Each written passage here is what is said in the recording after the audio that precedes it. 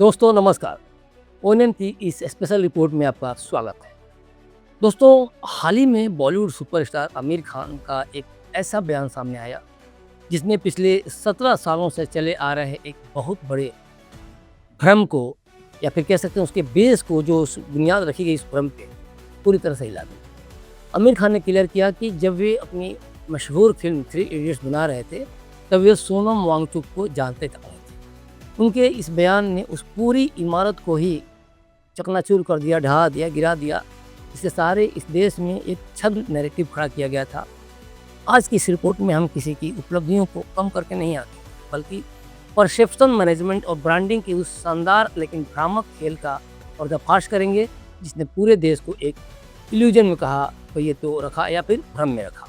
हम आज समझेंगे कि कैसे गरीबी और पहाड़ी संघर्ष की कहानी के पीछे एक बेहद रसूखदार राजनीतिक परिवार का सच छिपा था।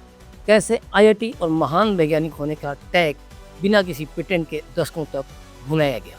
हम आपको बताएंगे कि आखिर कौन है लद्दाख का असली आइसमैन, जिसके काम का क्रेडिट बड़ी चतुराई से आइस स्तूप के नाम पर डाइवर्ट हो गया, और आखिर क्यों भारत सरकार को इनकी संस्थाओं के लाइसेंस रद्द करने पड़े। यकीन मानिए, आज तथ्यों के जो पढ़ते हैं उदाहरण उसके बाद सोनम वांगचुक को देखने का आपका नजरिया पूरी तरह से बदल जाएगा। तो आइए इस कहानी की शुरुआत करते हैं उस नैरेटिव से जो हमें सालों से बेचा जा रहा है।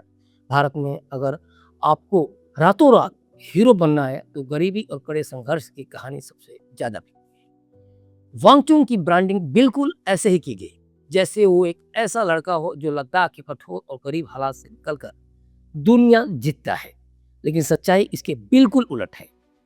सोनम वांगचुक का जन्म किसी साधारण या गरीब परिवार में नहीं, बल्कि एक बेहद प्रभावशाली राजनीतिक घराने में हुआ था। उनके पिता सोनम वांग्याल लेह से कांग्रेस पार्टी के विधायक रहे और 1975 में जम्मू कश्मीर सरकार में बाकायदा कैबिनेट मंत्री भी बने थे। पिता का सत्ता में आने के बाद उनका परिवार श्रीनगर जैसे विकसित शहर में शिफ्ट हो गया था, यानी उनके पास बचपन से ही सत्ता, साधन और राजनीतिक पहुंच सब कुछ था। गरीब और संघर्षशील बैकग्राउंड का यह दावा महज एक पीआर स्टेट से ज़्यादा कुछ नहीं था। इस सुनिजी छवि का दूसरा सबसे बड़ा भ्रम उनकी शिक्षा को लेकर फैलाया गया। थ्री इडियट्स में रेंचो को देश के सबसे बड़े इंजीनियरिंग संस्थान यानी आईआईटी का छात्र दिखाया गया था। चूंकि जनता ने वांगचुक को ही रेंचो मान लिया था, तो उनके नाम के साथ आईआईटी का टैग मुफ्त में जुड़ गया। जबकि सच्चाई ये है कि वांगचुक कभी आईआईटी गए ही। उन्होंने 1987 में रीजनल इंजीनियरिंग कॉलेज श्रीनगर, जिसे आज एनआईटी श्रीनगर कहा जाता है, वहाँ से मैकेनिकल इंजीनियरिंग में बीटेक किया था।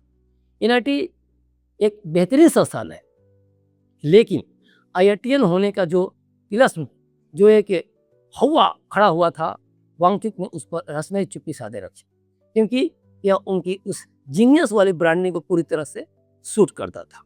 अब बात करते हैं उनके एक महान आविष्कारक होने। फिल्म में फुसुंग वांगडू, ये मैं थ्री इडियट्स फिल्म की बात कर रहा हूँ, तो फुसुंग वांगडू के पास 400 से ज़्यादा पेटेंट्स थे और पूरा देश वांगचुक को इसी चश्मे से देखने लगा। लेकिन आप यह जानकर हैरान रह जाएंगे कि महान इनोवेटर कहे जाने वाले सोनम वांगचुक के नाम पर असल ज़िंदगी में एक भी पेटेंट रजिस्टर्ड नहीं है। पेटेंट सरकार द्वारा दिया गया वह कानूनी अधिकार होता है जो साबित करता है कि कोई खोज मौलिक रूप से सिर्फ आपकी है, लेकिन उनके पास ऐसा कोई अधिकार नहीं है। इससे भी बड़ा और अहम सच लद्दाख के आर्टिफिशियल ग्लेशियर से जुड़ा है। पूरा देश यह मानता है कि लद्दाख में आइस स्तूप या आर्टिफिशियल ग्लेशियर की शुरुआत वांगचुक ने की, जबकि हकीकत ये है कि लद्दाख में आर्टिफिशियल ग्लेशियर का असली आविष्कार 1980 के दशक में ही चिवांग नॉरफेल नाम के एक शानदार इंजीनियर ने कर दिया था। नॉरफेल ने वहाँ 15 ऐसे ग्लेशियर बनाए और उन्हें ही असल में आइसमैन ऑफ लद्दाख कहा जाता है। वांगचुक ने दशकों बाद 2013 में उसी कॉन्सेप्ट से इंस्पायर्ड होकर प्रेरणा लेकर उससे सिर्फ एक नया डिजाइन दिया, लेकिन पीआर और मार्केटिंग इतनी तगड़ी थी कि असली आविष्कारक नॉरफेल हाशिए पर चले गए और सारा ग्लोबल क्रेडिट वांगचुक ले लिए। यह बात सही है कि वांगचुक ने अपनी संस्थाओं के जरिए शिक्षा और पर्यावरण के क्षेत्र में काम किया, लेकिन इस काम की आड़ में नियमों की जो अनदेखी हुई उस पर कोई बात नहीं करता। विदेशी फंडिंग से जुड़े नियमों और कानूनों का उल्लंघन करने के चलते सितंबर 2025 में केंद्र सरकार ने सख्त कार्रवाई करते हुए उनकी दोनों संस्थाओं के लाइसेंस रद्द कर दिए। अगर हम इस पूरी टाइमलाइन को ध्यान से देखें तो इसमें एक गजब की साइकोलॉजिकल ट्रिक का इस्तेमाल होता है। थ्री इडियट्स का मुख्य किरदार पूरी फिल्म में अपनी पहचान छिपाकर किसी और की जिंदगी जीता है। विडंबना देखिए कि असल जिंदगी में भी बिल्कुल यही हुआ। सोनम वांगचुक ने पिछले 17 सालों तक उस रेंचो की पहचान को ओढ़े रखा जो वो कभी थे ही नहीं। ऐसा नहीं है कि उन्होंने कभी इसका खंडन नहीं किया। उन्होंने कुछ मंचों पर दबी जुबान में कहा कि यह उनकी कहानी नहीं है, लेकिन मार्केटिंग की दुनिया में इसे पैसिव एंडोर्समेंट कहते हैं।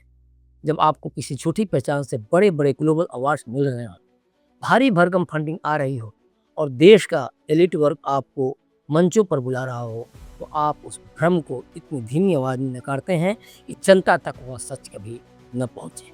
हम यह बिल्कुल नहीं कह रहे कि उन्होंने समाज के लिए कुछ नहीं किया, लेकिन जिस छद्मवेश को धारण करके उन्होंने इस देश की जनता की भावनाओं और उनके भरोसे को दिशाहीन किया, वह नैतिक रूप से गलत था। एक तरह से देखा जाए तो नैतिक छल था।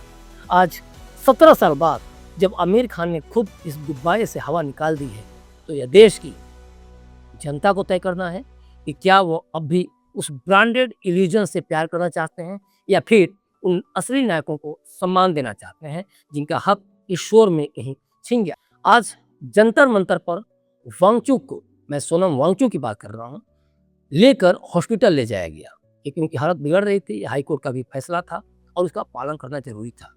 जो अभिजीत दीपके या सीजेपी कॉकरोच जनता पार्टी लगातार ये मांग कर रही थी कि इनकी तबीयत बिगड़ रही है, तो कहीं ना कहीं वो इस तरफ इशारा था इनकी देखभाल की जाए। तो वो सरकार ने इसी का ख्याल रखा कि नहीं, आप अगर ये कह रहे हैं, जनता अगर ये समझ रही है कि हम ख्याल नहीं रख रहे हैं, तो हम ख्याल रखना चाह रहे हैं, और इसीलिए उनकी तबीयत को ख्याल में रखते हुए उनको हॉस्पिटल ले जाया गया। लेकिन बवाल वहाँ भी बढ़ गया कि हम अनशन करेंगे। उद्देश्य क्या था? उद्देश्य अनशन था। उद्देश्य ये नहीं था कि नीट का री एग्जाम हुआ और सब कुछ सही तरीके से हुआ, परंतु आरोप लगा नहीं लगा। उद्देश्य ये नहीं था कि एयरफोर्स ने कैसे एग्जाम को ठीक से कंडक्ट करवाया, कैसे गवर्नमेंट ने इतना बड़ा फैसला लिया। उद्देश्य था कि हम जो कह रहे हैं कि धर्मेंद्र प्रधान इस्तीफा दें, और अगर इस्तीफा हो जाता तो हमारी बड़ी राजनीतिक जीत हो सकती। और शायद जिस तरह से केजरीवाल ने अन्ना को एक तरह से मोहरा बनाकर खुद को राजनीति में लाया, और जो भी उन्होंने किया, तमाम तरह घोटाले के आरोप लगे, जेल भी गए, उनके सारे कोई नेता, शायद बड़ा नेता नहीं बचा जो कि नहीं गए। तो क्या एक बड़ा सवाल ये है कि अभिजीत दीपके भी सोनम वांगचुक को ढाल बनाकर वो खाएं या नहीं खाएं, जिए या मरे, इससे शायद किसी को कोई फर्क नहीं पड़ता। और क्या एक बड़ा सवाल कि क्या अभिजीत दीपके भी इस तरह के इसे उनको ढाल बनाकर देश में एक बड़ा बलबा खड़ा करना चाहते थे, या फिर केजरीवाल की तरह वे राजनीति में आना चाहते थे? और क्या सोनम वांगचुक को वो शहीद कर देना चाह रहे थे? बहुत सारी चीज़ें हैं। और देखिए, हड़ताल के दौरान, प्रदर्शन के दौरान बहुत सारी चीज़ें होती, हो सकता था सोनम वांगचुक के साथ कुछ हादसा हो जाता, जिम्मेवारी किसके ऊपर जाती? मोदी सरकार के ऊपर जाती। बार बार ये मैसेज सोशल मीडिया में, बार बार ये चीज़ को वायरल किया जा रहा था कि मोदी सरकार ध्यान नहीं दे रही, बात नहीं कर रही है। मोदी सरकार ने ध्यान दिया, बात की, इसमें कोई दो राय नहीं है। लेकिन क्या अभिजीत दीपके ये चाहते थे?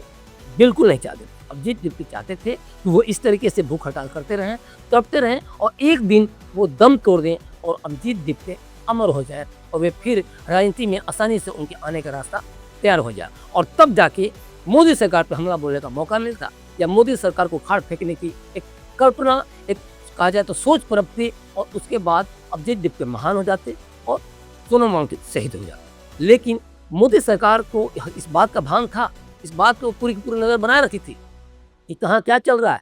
वहाँ धरना प्रदर्शन के दौरान इस तरह के टुकड़े टुकड़े गैंग के लोग या इस तरह के लोग सक्रिय थे, कैसे टूल किट का यूज किया जा रहा था और क्या नारे लग रहे थे। कोई राम को इंडायरेक्टली अपशब्द कह रहा है, कोई सीता को अपशब्द कह रहा है। तमाम तरह की चीज़ें हमने भी जाके, ओएनएन भी जाकर वहाँ रिपोर्टिंग किया, ग्राउंड लेवल पर चीज़ों देखा किस तरह डांस मस्ती या क्या चल रहा था, ये सब ने देखा।